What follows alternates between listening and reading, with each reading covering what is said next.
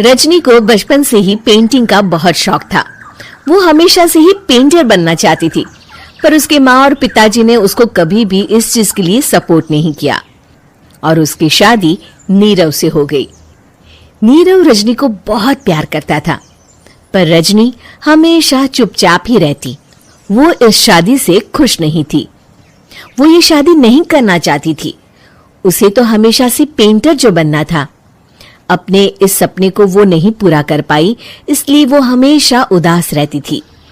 रजनी, बहुत ही बढ़िया फिल्म लगी है, कल देखने चले? नहीं जी, कल मुझे बहुत काम है, मैं नहीं जा पाऊंगी। अच्छा तो कोई बात नहीं, संडे को चलते हैं। देखिए, मुझे फिल्म देखना पसंद नहीं है। आपको जाना है तो चले जाइए। नीरव को मना करके रजनी वहां से चली जाती है और अपने बैग को खोलकर उसमें बंद पड़े ब्रश और कलर्स को देखकर रोने लगती है। रजनी, चलो ना कहीं बाहर खाने चलते हैं, कुछ तुम्हारी पसंद का। जी, मुझे नहीं जाना, मेरी तबीयत ठीक नहीं है। रजनी वहां से चली जाती है। नीरव को समझ नहीं आता कि रजनी उससे इतना दूर क्यों रहती है। वो जब भी उसके साथ वक्त बिताना चाहता है, रजनी कोई ना कोई बहाना बना देती है। एक दिन घर पर कोई नहीं था। रजनी घर का सारा काम जल्दी से खत्म कर लेती है। घर पर अकेले होने के कारण वो सोचती है कि वो आज पेंटिंग करेगी। वो अपने कमरे में जाकर पेंट ब्रशेस और कलर्स निकालकर जैसे ही कलर मिक्स कर रही होती है कि दरवाजे पर बेल बज जाती है। अब कौन आ गया इस वक्त? इतनी मुश्किल से तो मुझे पेंट करने का मौका मिला है। रजनी दरवाजा खोलती है तो उसकी सास अपनी सहेलियों के साथ खड़ी होती है और सब घर के अंदर आ जाते हैं। अरे बहू, सबको शरबत बनाकर पिला दे, बाहर तो बड़ी गर्मी है। जी। रजनी पेंट ना कर पाने से उदास हो जाती है। उसे गुस्सा भी आ रहा होता है कि उसने इस शादी के लिए हाँ क्यों कह दी। वो रसोई में जा रही होती है कि उसकी सास उसे रोकती है। बहू, सबके खाने का भी इंतजाम कर लेना, आज का लंच तो ये सब यही करेगी। हाँ। रजनी बिना कुछ कहे रसोई में चली जाती है। सबके लिए खाना बनाती है। सब खाना खाते हैं और रजनी घड़ी देखती है कि ये सब कब जाएंगे ताकि वो अपनी पेंटिंग कर सके। जब शाम होती है तब सब चले जाते हैं अपने घर। अरे बहू, सब तेरे खाने की तो बहुत तारीफ कर रहे थे, सबको बहुत अच्छा लगा खाना। आपको मुझे सुबह बताना चाहिए था ना कि आपकी सहेलियां आ रही है। पता भी है कितना वक्त लगा सारा खाना बनाने में। अरे बहू, तू ऐसे कैसे बात कर रही है मुझसे? तो और कैसे बात करूं? मैं इस घर की कोई नौकरानी नहीं हूं कि इतना काम करूंगी। रजनी अपने कमरे में जाकर दरवाजा बंद कर लेती है। शाम को जब नीरव आता है तो उसकी माँ उसे पूरी घटना के बारे में बताती है। क्या रजनी ने आपसे इस तरह बात की माँ? हाँ, और पता नहीं उसे क्या हो गया है, शाम से बाहर भी नहीं आई है। मैंने तो कई बार आवाज दी, खाना भी नहीं खाया उसने। तू ही बात करके देख ले बेटा। नीरव अपने कमरे का दरवाजा खटखटाता है।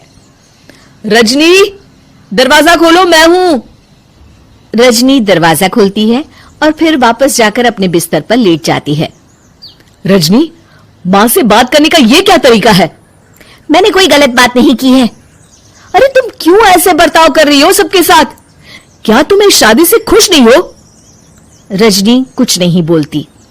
अरे बताओ मुझे रजनी, क्या ये शादी तुम्हारी मर्जी के खिलाफ हुई है?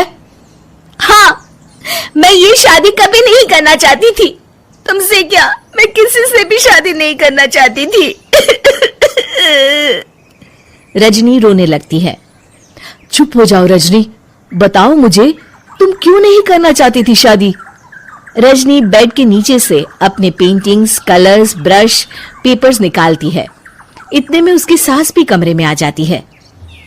ये देख रहे हो, ये थे मेरे सपने। मैं पेंटर बनना चाहती थी, पर माँ पापा ने कभी सपोर्ट नहीं किया और मेरी शादी करवा दी। मेरे सारे सपने टूट गए। हर वक्त बस गुस्सा आता रहता है मुझे। मैं जानती हूँ कि आप लोगों की इसमें कोई गलती नहीं है, पर मैं क्या करूं, मुझे समझ में नहीं आता।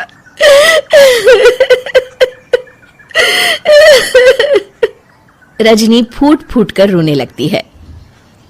मुझे माफ कर दीजिए, आप दोनों के साथ मैं बहुत बुरा बर्ताव कर रही हूं। अरे रजनी बेटा, चुप हो जाओ तुम। नीरव पानी लेकर आता है। ये लो पानी पियो और शांत हो जाओ। रजनी पानी पीती है और उसकी सास पेंटिंग्स देख रही होती है। अरे नीरव, हमें तो पता ही नहीं था कि हमारी बहू कलाकार है। अरे कितनी अच्छी पेंटिंग्स बनाई है, देखो तो। ये वाली तो मैं अपने कमरे में ले जाऊंगी। आपको ये पेंटिंग्स अच्छी लगी? अच्छी नहीं, बहुत अच्छी लगी। और तुमने हमें बताया क्यों नहीं? तुम जब चाहे पेंटिंग कर सकती हो रजनी। हम तुम्हारे सपनों को पूरा करने में तुम्हारा पूरा साथ देंगे। हाँ बेटा, हम कला की कद्र करते हैं। हम कलाकार तो नहीं, पर मुझे गर्व है कि मेरी बहू एक कलाकार है। रजनी, नीरव और सास तीनों हंस पड़ते हैं।